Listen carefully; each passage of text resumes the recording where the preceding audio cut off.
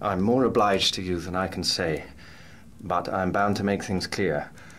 I'm an innocent man, but I'm wanted by the police.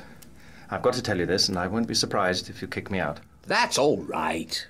Don't let that interfere with your appetite. We can talk about these things after dinner.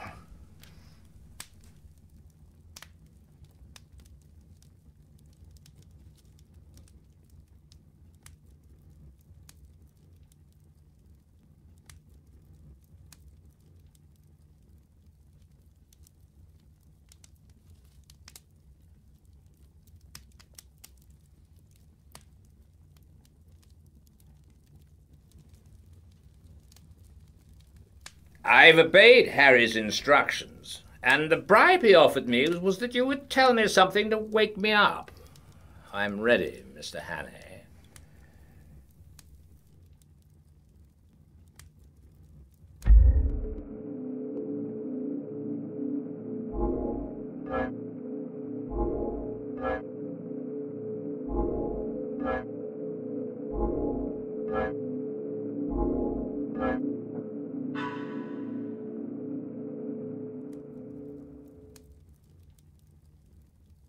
You may dismiss the police from your mind.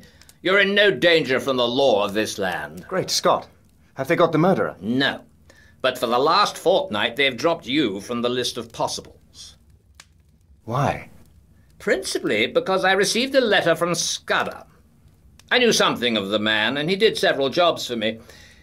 He was half crank, half genius, but he was wholly honest.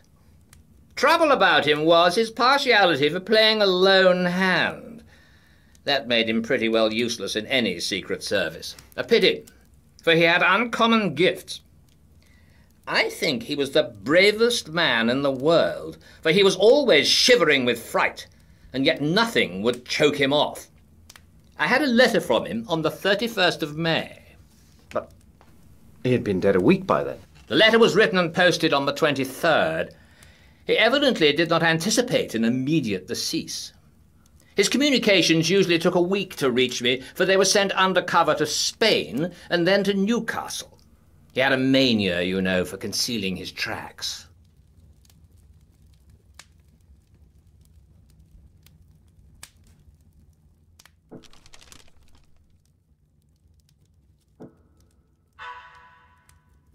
I think his object was to clear you if anything happened. But when I got it, I went to Scotland Yard, went over the details of the inquest, and concluded that you were the friend.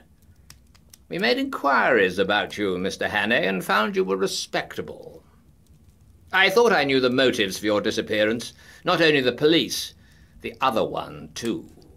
And when I got Harry's scrawl, I guessed at the rest. I've been expecting you any time this past week. Thank heavens.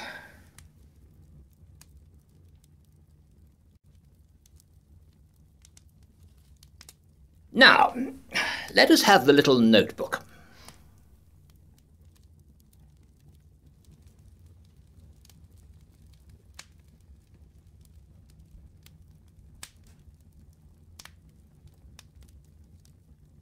I don't know what to make of it.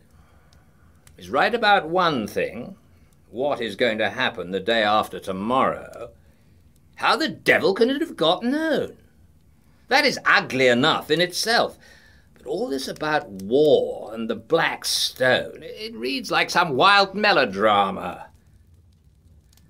If only I had more confidence in Scudder's judgment. Trouble about him was that he was too romantic. He had the artistic temperament and wanted a story to be better than God meant it to be. He had a lot of odd biases, too. Jews, for example, made him see red.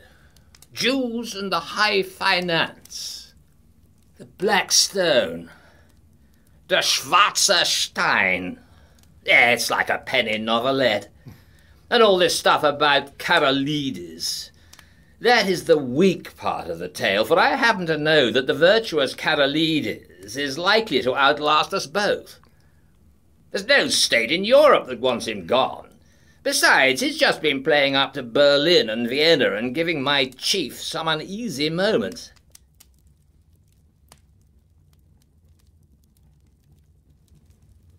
No. Scudder's gone off the track there. Frankly, Hannay, I don't believe that part of his story. There's some nasty business afoot, and he found out too much and lost his life over it. But I'm ready to take my oath that it's ordinary spy work. A certain great European power makes a hobby of her spy system, and her methods are not too particular. Since she pays by piecework, her blackguards are not likely to stick at a murder or two. They want our naval dispositions for their collection at the Marinamt. But they'll be pigeonholed. Nothing more.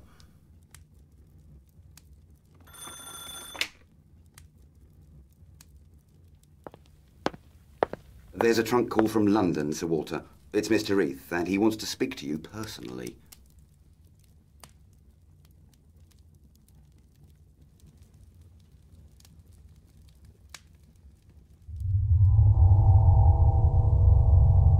I apologize to the shade of Scudder. Karolides was shot dead this evening at a few minutes after 7.